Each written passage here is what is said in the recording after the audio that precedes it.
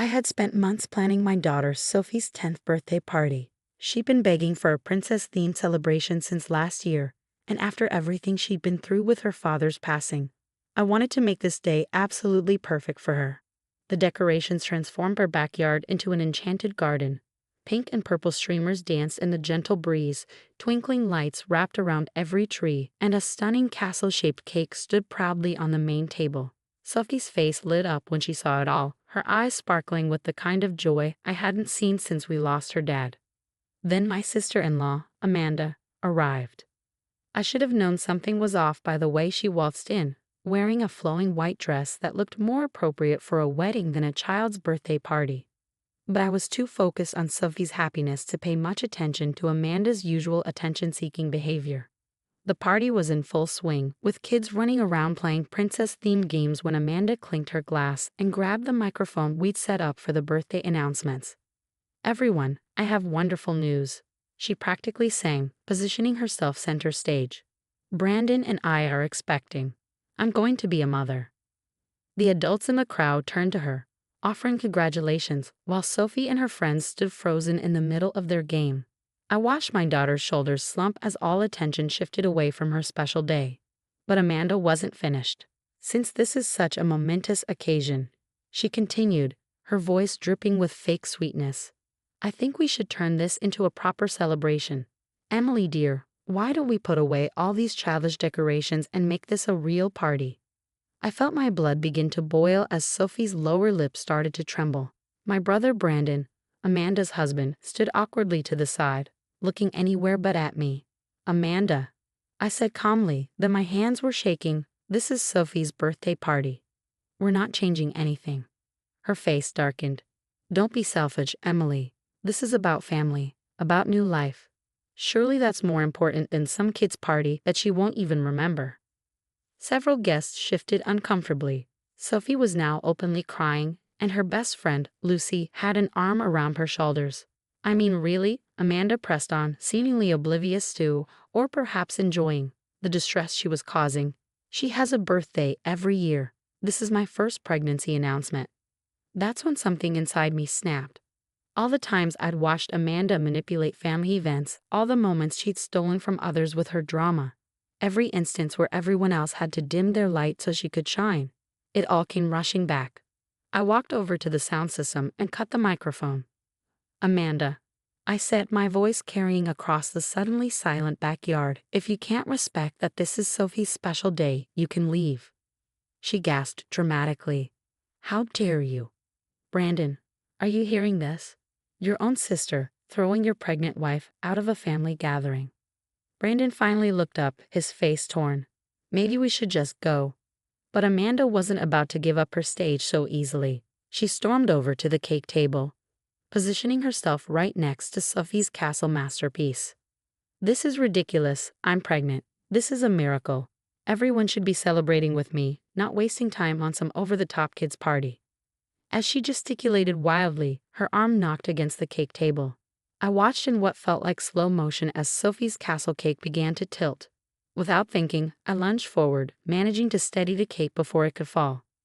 Amanda, however, wasn't done. She reached for the cake herself, apparently intent on proving her point about childish decorations. But what she didn't know was that I prepared for something like this. Not because I expected her to try to ruin the cake, but because I knew how important this party was to Sophie.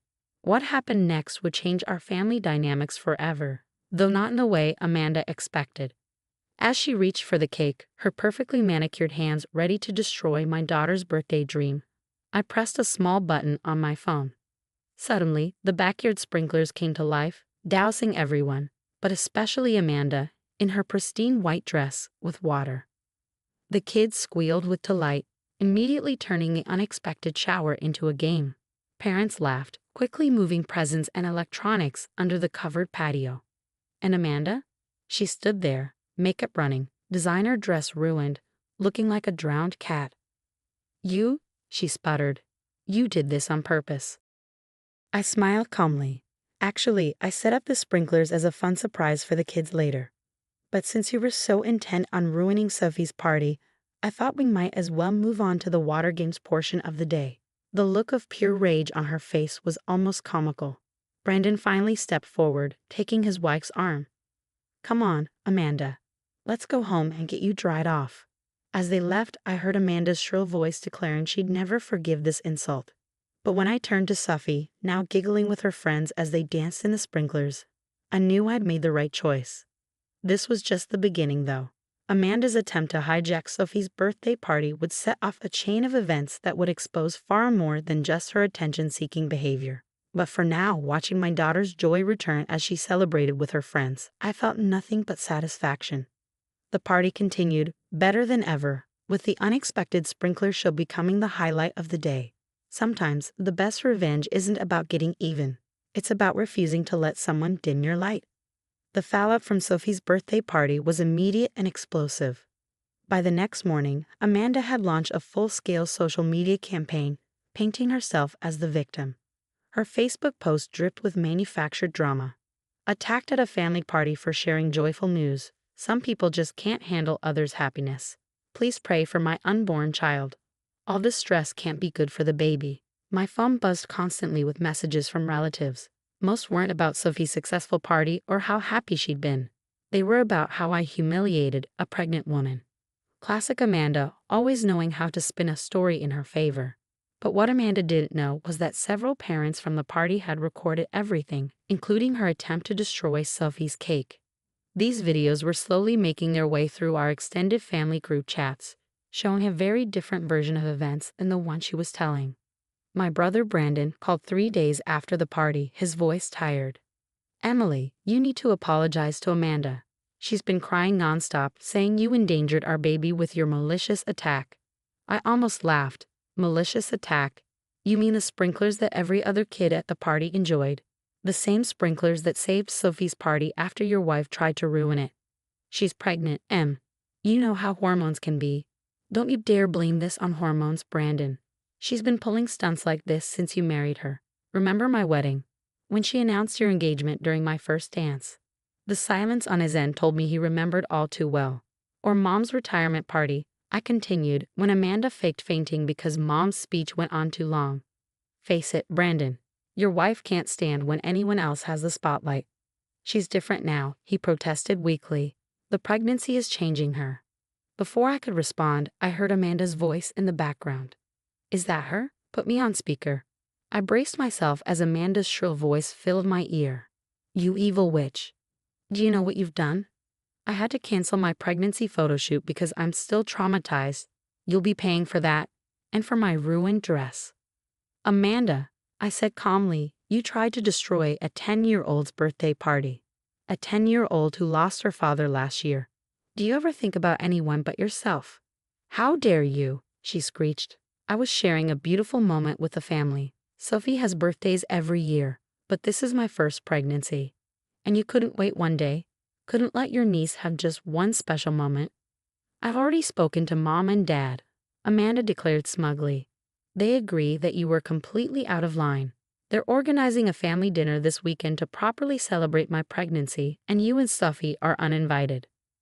I felt the familiar anger rise in my chest, but kept my voice steady. That's fine. I'm sure Sophie wouldn't want to attend another event you might try to ruin anyway. After hanging up, I sat in my kitchen, memories of the past 3 years flooding back. Every family gathering Amanda had hijacked. Every celebration she tried to make about herself. I thought about Sophie, how her eyes had lit up seeing her birthday decorations, and how quickly Amanda had tried to snuff out that joy. Not this time. I opened my laptop and started typing emails to everyone who had been at the party. Dear friends and family, I want to thank you all for making Sophie's birthday so special. I attached photos from the party, the kids playing princess games, Sophie blowing out her candles, and yes, the joyful water play that had ruined Amanda's dramatic moment. Within hours, responses started pouring in. Parents shared their own photos and videos, many explicitly showing Amanda's behavior. Mrs. Peterson, Sophie's teacher who had attended, wrote a particularly pointed response about the importance of letting children have their special moments. Then my phone buzzed with a text from my cousin Sarah. Have you seen Amanda's latest post? She's really lost it this time. I opened Facebook to find a long dramatic post from Amanda announcing a proper pregnancy celebration scheduled for the exact date of Sophie's makeup party with her school friends. A date I'd announced in my email. The party would be at the same venue I'd booked weeks ago. She called the venue and claimed to be you, Sarah continued. Said she needed to change the booking to her name. They called me to confirm since I'm listed as the backup contact. Don't worry, I set them straight. I stared at my phone, a mix of anger and disbelief washing over me. This wasn't just about attention anymore. Amanda was actively trying to hurt Sophie. First the birthday party, now this. But as I read through the comments on Amanda's post, I noticed something interesting. Instead of the usual chorus of sympathy she typically received, people were asking questions. Isn't that the same date as Sophie's party? Why not choose another date?